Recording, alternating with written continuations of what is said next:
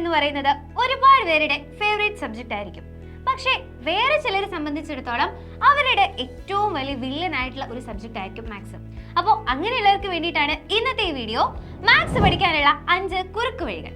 Okay, അപ്പോൾ നമ്മൾ maths പഠിക്കാനായിട്ട് തുടങ്ങുകയാണെങ്കിൽ നമ്മൾ ഏറ്റവും ആദ്യം ചെയ്യേണ്ട കാര്യം എന്താണെന്ന് വെച്ച് കഴിഞ്ഞാൽ നമ്മുടെ ബേസിക്സിൽ നിന്നും തുടങ്ങണം. ഒരുപാട് പേർക്ക് ഇപ്പോഴും നമ്മൾ ചെറിയ ക്ലാസ്സുകളിൽ പഠിച്ചു വന്നിട്ടുള്ള ബേസിക്സ് അറിയുന്നുണ്ടാവില്ല. ആഡ് ചെയ്യാനും സബ്ട്രാക്ട് ചെയ്യാനും മൾട്ടിപ്ലിക്കേഷൻ, ഡിവിഷൻ, ഇതുപോലത്തെ ബേസിക്സ് ഒന്നും അറിയുന്നുണ്ടാവില്ല. സോ ബേസിക്സ് അറിയാതെ നമ്മൾ അഡ്വാൻസ്ഡ് ലെവലിൽ പഠിച്ചിട്ട് എന്തെങ്കിലും കാര്യമുണ്ടോ? ഇല്ല. സോ നിങ്ങൾ എപ്പോഴും ബേസിക്സിൽ നിന്ന് സ്റ്റാർട്ട് ചെയ്യുക.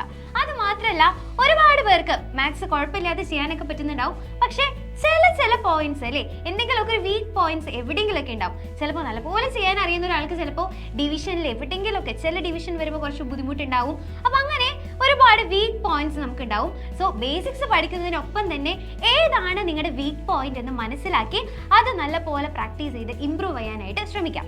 അപ്പോൾ നമ്മുടെ രണ്ടാമത്തെ കാര്യം എന്ന് പറയുന്നത്, നമ്മൾ മാത്സ് പഠിക്കുമ്പോൾ ഓറലി പഠിക്കാതെ, അതായത് വായിച്ചു പഠിക്കാതെ എന്ത് ചെയ്യണം? എഴുതി ചെയ്ത് പഠിക്കണം. നമ്മളിപ്പോൾ Malayalam, English, Hindi, social science ഒക്കെ നമ്മൾ എന്താ വായിച്ച് പഠിച്ചാൽ മതി. ഈവൻ സയൻസ് സബ്ജക്ട്സ് ആയാലും ചിലതൊക്കെ നമുക്ക് വായിച്ച് പഠിച്ചാൽ മതി. പക്ഷെ മാത്സ് അങ്ങനെ നിങ്ങൾ വായിച്ച് പഠിച്ചു കഴിഞ്ഞു കഴിഞ്ഞാൽ ഒരു കാര്യമില്ല. എപ്പോഴും മാത്സ് നമുക്ക് എന്ത് ചെയ്യണം? എഴുതി തന്നെ പഠിക്കണം. ഓക്കെ, അപ്പോൾ അതാണ് നമ്മുടെ രണ്ടാമത്തെ കാര്യം. നമ്മൾ എന്ത് ചെയ്യുക? എപ്പോഴും എഴുതി പഠിക്കുക, ഓറലി പഠിക്കുന്ന ആ ഒരു സ്വഭാവം നിർത്തുക. റെഡി? അപ്പോൾ മൂന്നാമത്തെ പോയിന്റ് എന്ന് പറയുന്നതാണ് എപ്പോഴും ഒരു ഫോർമുല ലിസ്റ്റ് നമ്മൾ ഉണ്ടാക്കുക. അപ്പോൾ നമുക്ക് എന്താണ്, ഒരുപാട് ഫോർമുലാസ് ഉണ്ടാവും, ഒരുപാട് ചാപ്റ്റേഴ്സിൽ നിന്നും ഒരുപാട് ഫോർമുലാസ് ഉണ്ടാവും. അതുപോലെ തന്നെ ഇപ്പോൾ കുറേ പേർക്ക് മൾട്ടിപ്ലിക്കേഷൻ ടേബിൾ അറിയാത്ത ആൾക്കാരൊക്കെ ഉണ്ടാവും. സോ നിങ്ങൾ എന്ത് ചെയ്യുക? ആ മൾട്ടിപ്ലിക്കേഷൻ ടേബിളും ഇതുപോലത്തെ ഫോർമുല ലിസ്റ്റുകളും അങ്ങനെ ഇപ്പോൾ ലോസ് ഓഫ് എക്സ്പോണൻസ് അങ്ങനെ കുറേ കാര്യങ്ങളുണ്ട് അല്ലേ നമുക്ക്. അതൊക്കെ എന്ത് ചെയ്യുക? ഒരു സ്റ്റിക്കി നോട്ട്സിലോ മറ്റോ എഴുതിയിട്ട് നമുക്ക് എന്നും കാണാവുന്ന ഒരു സ്ഥലത്ത് നമ്മൾ ഒട്ടിച്ചു വെക്കാം. അപ്പോൾ നമ്മൾ എന്താണ്, എല്ലാ ദിവസവും ഇത് കാണുമ്പോൾ നമ്മുടെ മൈൻഡിൽ സ്ട്രൈക്ക് ചെയ്യും.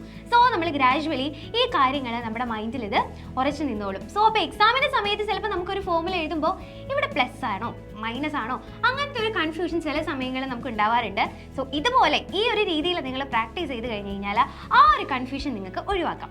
അപ്പോൾ നമ്മുടെ നാലാമത്തെ പോയിന്റ് ആണ്, നമ്മൾ എപ്പോഴും ഒരു ടോപ്പിക് പഠിക്കുമ്പോൾ അതിലത്തെ ഒരു ക്വസ്റ്റ്യൻ ചെയ്ത് കഴിഞ്ഞ് ഞാനിത് പഠിച്ചു എന്ന് ഉറപ്പ് വരുത്തിയിരിക്കാതെ ഒരുപാട് ക്വസ്റ്റ്യൻസ് ചെയ്ത് പഠിക്കുക. ഓക്കെ, അപ്പോൾ ഒരു ക്വസ്റ്റ്യൻ, ഒരു ടോപ്പിക് പഠിച്ചു, അതിൽ നിന്ന് 1-2 ക്വസ്റ്റ്യൻ മാത്രമല്ല ചെയ്ത് പഠിക്കേണ്ടത്. എന്ത് ചെയ്യുക? മാക്സിമം നിങ്ങൾക്ക് കിട്ടാവുന്ന അത്രയും ക്വസ്റ്റ്യൻസ് കളക്ട് ചെയ്യുക, എന്നിട്ട് അതെല്ലാം ചെയ്ത് പഠിക്കുക. ചിലപ്പോൾ 1-2 ക്വസ്റ്റ്യൻസ് ചെയ്യുമ്പോൾ നിങ്ങൾക്ക് തോന്നുന്നുണ്ടാവും ഞാനിത് പഠിച്ചു എന്ന്. പക്ഷെ അങ്ങനെയല്ല, കുറച്ച് കഴിയുമ്പോൾ നമ്മൾ എന്ത് ചെയ്യും? മറന്നു പോകും. അപ്പോൾ എന്ത് ചെയ്യുക? ഒരുപാട് ക്വസ്റ്റ്യൻസ് ചെയ്ത് പഠിക്കുക. സോ അപ്പോൾ നമുക്ക് എന്തുണ്ടാവും? ആ ഒരു മെത്തേഡ് നമ്മുടെ തലയിൽ രജിസ്റ്റർ ആവും. റെഡി? പിന്നെ എന്താണ് പറയാനുള്ളത്? ലാസ്റ്റ് ടോപ്പിക് ആണ്, നമ്മൾ ഇപ്പം ഇന്ന് മാത്സ് പഠിച്ചു, ഇനി ഒരു മാസം കഴിഞ്ഞിട്ടാണോ മാത്സ് പഠിക്കേണ്ടത്? അല്ല, നമ്മൾ എന്ത് ചെയ്യണം? നമ്മൾ റെഗുലർലി എല്ലാ ദിവസവും മാത്സ് പഠിക്കാനായിട്ട് ശ്രദ്ധിക്കണം. അപ്പോൾ നമ്മൾ ഇതിന് വേണ്ടിയിട്ട് ഒരു റൊട്ടീൻ നമ്മൾ ഉണ്ടാക്കാം. എല്ലാ ദിവസവും ഒരു 3-4 മണിക്കൂർ ഒന്നും പഠിക്കണമെന്ന് പറയില്ല, മിനിമം ഒരു അരമണിക്കൂറെങ്കിലും നമ്മൾ എന്ത് ചെയ്യുക? മാത്സിന് വേണ്ടി മാറ്റി വയ്ക്കുക. അതിപ്പോൾ മാത്സ് എത്രത്തോളം അറിയുന്ന ആളായിക്കോട്ടെ, മാത്സ് അറിയാത്ത ആൾക്കാരായിക്കോട്ടെ, മിനിമം 30 മിനിറ്റ് എങ്കിലും ഒരു ദിവസം നിങ്ങൾ എന്ത് ചെയ്യുക? മാത്സ് പഠിക്കാനായിട്ട് മാറ്റി വയ്ക്കുക. അപ്പോൾ എന്ത് ചെയ്യാം? ഇതുപോലെ ടെക്സ്റ്റ് ബുക്കിൽ ഇപ്പോൾ ചിലവരുണ്ട് കേട്ടോ, സ്കൂളിലെ ടീച്ചർ എടുക്കും, അല്ലെങ്കിൽ ട്യൂഷന് പോയിട്ടോ അല്ലെങ്കിൽ നമ്മുടെ യൂട്യൂബ് ക്ലാസ്സസ് ഒക്കെ കണ്ടിട്ടോ ഓരോ ക്വസ്റ്റ്യൻസ് നിങ്ങൾ പഠിക്കും. എന്നിട്ട് നിങ്ങൾ എന്ത് ചെയ്യും? ഈ ക്വസ്റ്റ്യൻ്റെ ഓരോ സ്റ്റെപ്സും ബൈ ഹാർട്ട് ചെയ്ത് വെക്കും. എന്നിട്ട് ഇതേ ക്വസ്റ്റ്യൻ ഇനി വേറെ എവിടെയെങ്കിലും കാണുമ്പോൾ എന്ത് ചെയ്താൽ ഇത് ബൈ ഹാർട്ട് ചെയ്ത് വെച്ചിട്ടുണ്ടല്ലോ, അങ്ങനെ തന്നെ എടുത്തെഴുതും. പക്ഷേ ഇതിലപ്പുറത്തേക്ക് വേറൊരു ക്വസ്റ്റ്യൻ വന്നു കഴിഞ്ഞാൽ നിങ്ങൾക്ക് എന്താണ് ചെയ്യാനായിട്ട് കിട്ടില്ല. അപ്പോൾ നിങ്ങൾ എന്താ ചെയ്യേണ്ടത്? ഓരോ ക്വസ്റ്റ്യൻസും എങ്ങനെയാണെന്ന് ബൈ ഹാർട്ട് ചെയ്യല്ല വേണ്ടത്. പകരം എന്തിനാണ് ഈ ക്വസ്റ്റ്യനിൽ ഞാൻ ഈ സ്റ്റെപ്പൊക്കെ ചെയ്തത്, എന്തിനാണ് ഇവിടെ ഈ സ്റ്റെപ്പ് വന്നത് എന്ന് ഓരോ സ്റ്റെപ്പ് ചെയ്യുമ്പോഴും നമുക്ക് ഓരോരോ സംശയങ്ങൾ ഉണ്ടാവണം. അങ്ങനെ നമ്മളോട് തന്നെ ചോദിക്കണം, എന്തിനാണ് ഞാനിപ്പോൾ ഈ സ്റ്റെപ്പ് ചെയ്തത്?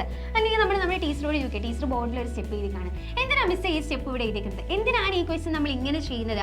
അങ്ങനെ ഓരോ ക്വസ്റ്റ്യൻസ് നമ്മൾ ചോദിച്ച് നമ്മുടെ സംശയങ്ങൾ നമ്മൾ എന്ത് ചെയ്യണം? അങ്ങനെ സംശയങ്ങളിലൂടെയാണ് നമ്മൾ പഠിക്കുക. സോ എന്ത് ചെയ്യണം? ഒരിക്കലും നിങ്ങൾ ബൈ ഹാർട്ട് ചെയ്യോ വായിച്ചു പഠിക്കുകയോ ചെയ്യരുത്. എഴുതി തന്നെ പഠിക്കുക. റെഗുലറായിട്ട് ഒരു റൊട്ടീൻ ഉണ്ടാക്കിക്കൊണ്ട് മാത്സ് പഠിക്കുക. ഇതുപോലെ പറഞ്ഞ പോലെ ഫോർമുല ലിസ്റ്റ് ഉണ്ടാക്കുക, ബേസിക്സിൽ നിന്ന് തുടങ്ങുക, നിങ്ങളുടെ വീക്ക് പോയിന്റ്സ് കണ്ടുപിടിക്കുക. അപ്പോൾ ഇത്രയും കാര്യങ്ങൾ തന്നെ നിങ്ങൾ ചെയ്ത് കഴിഞ്ഞാൽ നിങ്ങളുടെ മാത്സ് ഒരുപാട് പേർക്ക് മാത്സ് ഭയങ്കര ബുദ്ധിമുട്ടാണ്. സോ ഒരുപാട് പേര് മാത്സിൽ ബാക്കിലാണ്.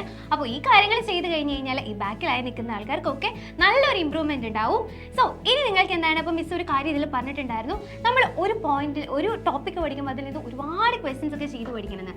അപ്പോൾ നിങ്ങൾക്ക് സംശയം ഉണ്ടാവും, എവിടെ നിന്നാണ് ഇത്രയും അധികം ക്വസ്റ്റ്യൻസ് കേട്ടാ? അപ്പോൾ അതിന് വേണ്ടിയിട്ടുള്ളതാണ് നമ്മുടെ ക്ലാസ് 8ന്റെ മാർവൽസ് ബാച്ച്. അപ്പോൾ ഇനിയും നമ്മുടെ ഏഗണിന്റെ ലേണിംഗ് ആപ്പ് ഡൗൺലോഡ് ചെയ്തിട്ട് മാർവൽസ് ബാച്ചിൽ ജോയിൻ ചെയ്യാത്ത ആൾക്കാരുണ്ടെങ്കിൽ, നിങ്ങൾക്ക് ജോയിൻ ചെയ്യണമെന്ന് താല്പര്യം ഉണ്ടെങ്കിൽ താഴെ കാണുന്ന നമ്പറിൽ കോൺടാക്ട് ചെയ്യുക. സോ ഈ ഒരു ആപ്പിൽ നിങ്ങൾക്ക് ലഭിക്കുന്ന ഫീച്ചേഴ്സ് എന്ന് പറയുന്നത് ഈ ഒരു വർഷത്തെ എല്ലാ സബ്ജക്റ്റിലെയും എല്ലാ ചാപ്റ്റേഴ്സും റെക്കോർഡഡ് ക്ലാസ്സുകൾ ഉണ്ടായിരിക്കും, ലൈവ് ക്ലാസ്സുകൾ ഉണ്ടായിരിക്കും, എക്സ്ട്രാ ക്വസ്റ്റ്യൻസും ഒരുപാട് ടോപ്പിക്സും എല്ലാം നമ്മൾ ഡിസ്കസ് ചെയ്യും, എക്സാം ഉണ്ടായിരിക്കും. ഒപ്പം തന്നെ നിങ്ങൾക്ക് എന്താണ് 24 മണിക്കൂർ നിങ്ങൾക്കൊരു മെന്റൽ സപ്പോർട്ടും ഉണ്ടായിരിക്കും. സോ ഏഗണിന്റെ മാർവൽ ബാച്ചിൽ ജോയിൻ ചെയ്തിട്ട് ഈ 8ാം ക്ലാസ് അടിപൊളിയായിട്ട് കംപ്ലീറ്റ് ചെയ്യണമെന്ന് ആഗ്രഹമുള്ളവർ ഈ കാണുന്ന നമ്പറിൽ കോൺടാക്ട് ചെയ്യുക. സോ ഇത്രയും കാര്യങ്ങൾ നമ്മൾ മാത്സ് പഠിക്കാനുള്ള കുറുക്ക് വഴികളാണ് പറഞ്ഞത്. ഇത്രയും കാര്യങ്ങൾ നിങ്ങൾ നല്ലപോലെ നോക്കി കഴിഞ്ഞിട്ടുണ്ടെങ്കിൽ തന്നെ നിങ്ങൾക്ക് മാത്സിൽ നല്ല രീതിയിൽ ഇമ്പ്രൂവ് ചെയ്യാനായിട്ട് പറ്റും. സോ എല്ലാവരും ഈ കാര്യങ്ങൾ അനുസരിച്ച് പഠിക്കാം. എല്ലാവർക്കും ഓൾ ദി ബെസ്റ്റ്.